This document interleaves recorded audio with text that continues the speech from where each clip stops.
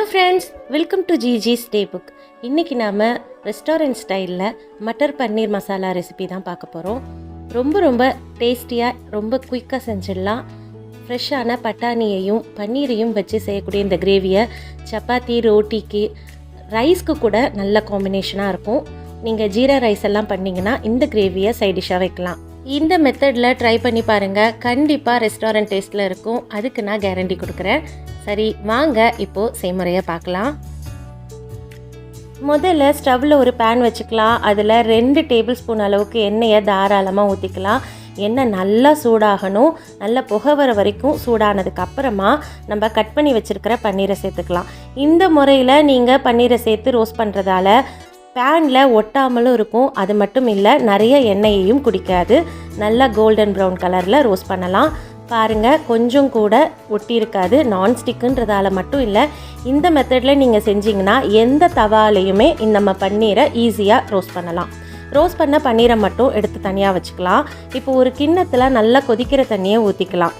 ஊற்றிட்ட இந்த தண்ணிக்குள்ளே ரோஸ்ட் பண்ணி வச்சுருக்கிற பன்னீரை சேர்த்துக்கலாம்.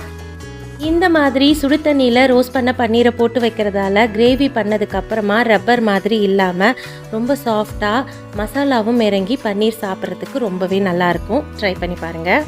பன்னீரை ரோஸ்ட் பண்ணதுக்கப்புறம் மிச்சம் இருக்கிற எண்ணெயையே கிரேவிக்கு தேவையான மசாலா ரெடி பண்ணுறதுக்கும் யூஸ் பண்ணிக்கலாம். இங்கே நான் ஒரு மீடியம் சைஸ் வெங்காயத்தை பொடியாக நறுக்கி சேர்த்துக்கிறேன். கூடவே 1 இன்ச் அளவுக்கு இஞ்சியையும் 7லேருந்து 8 பல் பூண்டையும் சேர்த்துக்கலாம். அடுத்ததாக 2 பச்சை மிளகாயையும் சேர்த்துக்கிட்டு வெங்காயம் நல்லா கண்ணாடி பதம் வர வரைக்கும் வதக்கிக்கலாம். வெங்காயம் கண்ணாடி பதம் வர வரைக்கும் வதக்கினா போதும். இப்போது 3 மீடியம் சைஸ் தக்காளியை நறுக்கி சேர்த்துக்கலாம். இது நல்லா கூழாக ஆகிற வரைக்கும் வதக்கணுங்க. இப்போது மசாலாவெல்லாம் சேர்க்கலாம். 1 ஏலக்காய், 1 பட்டை, 1 கிராம்பு இங்கே நான் சேர்த்துக்கிறேன். உங்களுக்கு ஸ்பைசஸ் ரொம்ப பிடிக்கும் அப்படின்னா நீங்கள் அதோட எண்ணிக்கையை இன்க்ரீஸ் பண்ணிக்கோங்க. தக்காளி நல்ல குழைவாக வெந்ததுக்கு அப்புறமா கொத்தமல்லி இலைகளோட காம்பை மட்டும் இங்கே கொஞ்சம் சேர்த்துக்கலாம். இப்போது ஸ்டவ் ஆஃப் பண்ணிவிட்டு இது நல்லா ஆற விடலாம்.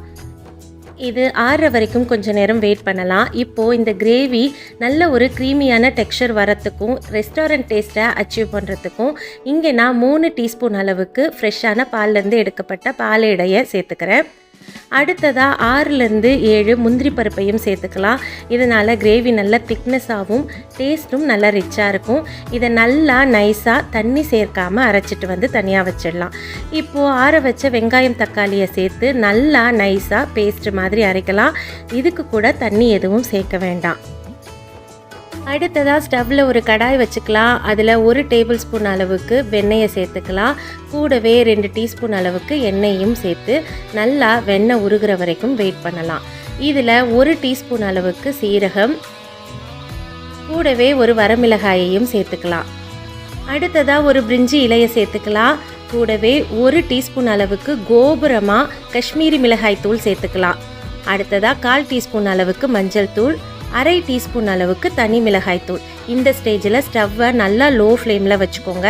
லைட்டாக வறுத்துட்டு இப்போது அரைச்சி வச்சுருக்கிற தக்காளி வெங்காய விழுதை சேர்த்துக்கலாம். தண்ணி எதுவும் சேர்த்துக்காதீங்க. மிக்ஸி ஜாரில் இருக்கிற தக்காளி வெங்காய விழுதை கையிலேயே தொடச்சி கடாயில் சேர்த்துக்கோங்க. இந்த அளவுக்கு கெட்டி பதம் வந்ததுக்கு அப்புறமா எடுத்து வச்சுருக்கிற பச்சை பட்டாணி 1 கப் அளவுக்கு இங்கே நான் சேர்த்துக்கிறேன். 5 நிமிஷம் லோ ஃப்ளேமில் நல்லா பட்டாணி வெந்து வரட்டும். இந்த ஸ்டேஜில் தேவையான அளவு தண்ணி ஊற்றிக்கோங்க. இந்த கிரேவியை பொறுத்த வரைக்கும் திக்காக இருந்தால் தான் நல்லாயிருக்கும். அதுக்கு தகுந்த மாதிரி தண்ணி ஊற்றிக்கோங்க. இப்போது பாலேடு முந்திரியையும் பேஸ்ட் மாதிரி அரைச்சி வச்சுருக்கோம் இல்லைங்களா, அதை இங்கே சேர்த்துக்கலாம். லோ ஃப்ளேமில் நல்லா கொதித்து வரட்டும். இப்போது இந்த கிரேவிக்கு தேவையான அளவு உப்பு சேர்த்துக்கலாம். அடுத்ததாக சுடு தண்ணியில் ரோஸ்ட் பண்ணியிருக்கிற பன்னீரை போட்டு வச்சுருக்கோம் இல்லைங்களா, இதில் தண்ணியை வடிச்சிட்டு பன்னீரை மட்டும் கிரேவியில் சேர்த்துக்கலாம். பன்னீரை சேர்த்ததுக்கப்புறமா 2லேருந்து 3 நிமிஷம் கிரேவி நல்லா கொதித்து வரட்டும்.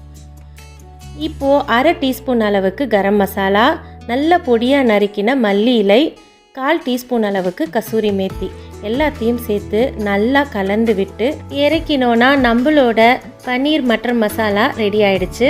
இதை சப்பாத்தி, புல்கா, ரோட்டியோட சர்வ் பண்ணி பாருங்கள். கண்டிப்பாக உங்களுக்கு பிடிக்கும்.